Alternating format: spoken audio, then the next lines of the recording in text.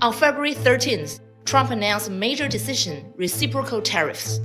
This means that Americans' trade partners will face new tariff threats.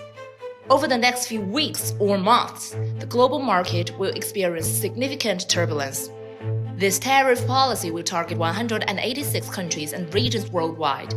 In simple terms, reciprocal tariffs mean that if a country imposes tariffs on the US will impose the same tariff on that country. This requires recalculating tariffs for around 5,000 products, involving 930,000 tariff adjustments.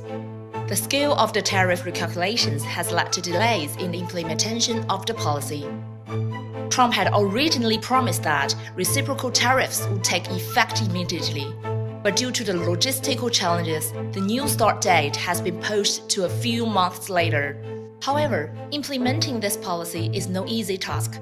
The U.S. Commerce Department and U.S. Customs and Border Protection have not been fully prepared. In fact, even the X-ray machines used for scanning packages are insufficient to handle the vast volume of tariff adjustments. Despite the tariffs not being fully enacted, the stock market surged following the announcement of the reciprocal tariffs. Investors seem to believe that this will provide the U.S. with a more negotiating leverage. Among Trump's targets is clearly the European Union. During his press conference, he made it clear that the EU would be a key focus for reciprocal tariffs. The US has long believed that the EU's taxes are too high and that NATO countries do not contribute enough to defense spending, all of which are seen as taking advantages of the US. Trump's stance on India has also evolved. Although India was not included in the previous tariff list, Trump has hinted at imposing retaliatory tariffs on India. This may be part of Trump's strategy to exert pressure on India, forcing the country to commit to reducing tariffs on US exports. Looking back at Trump's tariff policies, this is not his first attempt. During his campaign, he promised to impose tariffs over 10% on all imported goods. Today, both reciprocal tariffs and universal tariffs are being pushed forward, showing that the Trump administration views tariff as a multi-purpose tool to negotiate trade deals.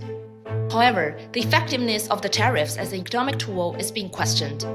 U.S. economic think tanks have shown that the steel and aluminum tariffs imposed in 2018 led to a loss of over 70,000 manufacturing jobs. While steel production increased slightly, other exports from the U.S. dropped sharply due to retaliatory tariffs from other countries. Meanwhile, other countries are preparing their own countermeasures.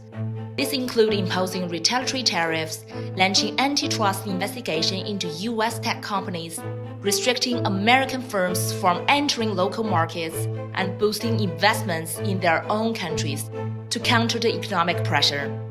Facing this new wave of global tariffs, Trump's tariff policy will undoubtedly escalate tensions between nations.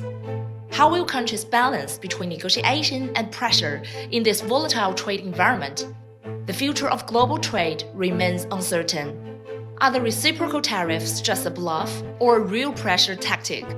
As the world watches, we will find out how these policies reshape international trade.